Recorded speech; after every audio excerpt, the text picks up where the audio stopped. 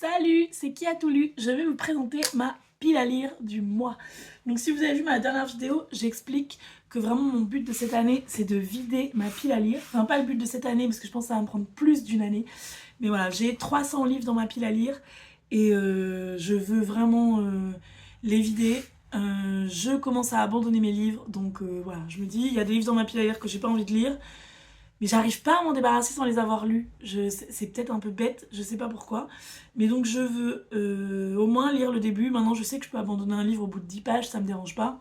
Je sais tout de suite si c'est pour moi ou pas. Donc comme ça, voilà, je veux vraiment faire du vide. J'ai ouais, 300 livres dans ma pile à lire. Livre Addict me dit 290, mais je sais qu'il y a des livres qui ne sont pas dans ma pile à lire, mais qui sont chez moi. Donc voilà. Mes livres sont tous en carton dans la cave. Mon projet est de ne pas les remettre dans mon appartement tant que je ne les ai pas lus, donc ils vont rester en carton dans ma cave. De temps en temps, quand j'ai besoin d'une lecture, je vais piocher des livres et ce sera ma pile à lire du mois ou plus. En tout cas, tant que j'ai pas lu ces livres-là, je n'ai pas le droit d'aller chercher de nouvelles lectures. Évidemment, c'est pas... c'est la dictature ici, mais c'est ma dictature, donc je peux aussi plier les règles. Donc là, je vais vous montrer les premiers livres que j'ai sortis des cartons. Je savais pas qu'ils étaient dedans, ils étaient dans des trucs où il y avait plein de bordel, au milieu de trucs de cuisine et tout. Mais j'ai trouvé ces livres-là, donc ça va être les prochains livres que je lis.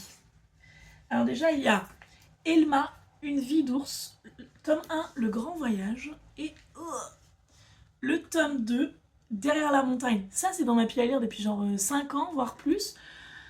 C'est des petits albums, ça va se lire très vite. C'est une BD en fait. Ça va se lire très vite et voilà, je pourrais vous en parler. Ça a l'air hyper mignon. Pourquoi je les ai toujours pas lus? Ensuite, j'ai une bande dessinée. Apparemment, donc 22 000 lieues sur la mer, La Brousse en folie. Apparemment, c'est une bande dessinée qui est très connue en Nouvelle-Calédonie.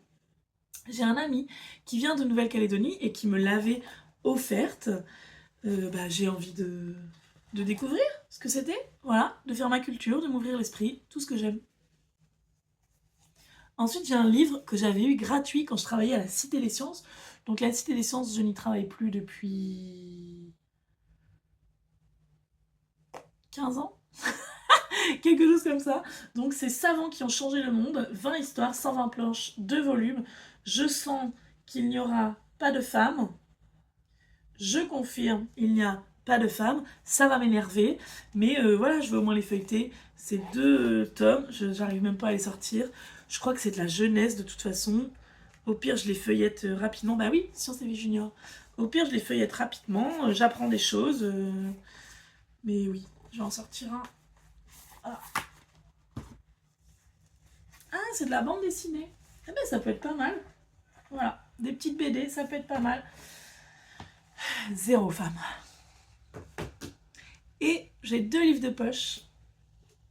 Un essai sur donc Dominique Bonnat de l'Académie française. Je n'ai jamais lu Dominique Bonnat, il me semble, alors qu'elle a écrit plein de biographies, notamment Berthe Morisot, etc., que j'aimerais beaucoup lire. Donc elle a écrit Les yeux noirs, les vies extraordinaires des sœurs Heredia. Donc c'est l'histoire de 3 sœurs, les sœurs Heredia. Elles sont les filles d'un poète, José María de Heredia, qui est très connu. Donc ça se passe en 1900 à Paris et elles vont un peu dominer la scène culturelle et littéraire de l'époque à Paris, faire des salons littéraires, des choses comme ça. Il y aura dedans Pierre-Louis, Marcel Proust, Paul Valéry, Oscar Wilde, Claude Debussy, entre autres. Et voilà, j'adore la période des années 1900 à Paris, la période de la Belle Époque. Donc je suis curieuse d'en apprendre plus sur ces 3 femmes. Et le dernier, c'est un livre de science-fiction qui était au programme du club de lecture de Pico Books, le club sous la colline.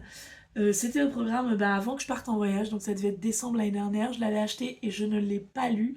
Donc c'est Le silence de la cité de Elisabeth von Harburg. Ça se passe dans un monde apocalyptique à cause de mutations, transformations génétiques. Il n'y a quasiment plus que des filles qui naissent, donc l'humanité est vouée à disparaître. Donc ils vont essayer de trouver des solutions et il va y avoir une jeune fille qui a apparemment des capacités surhumaines et donc ils vont essayer d'en faire le centre de la salvation de l'humanité, je crois qu'on dit comme ça.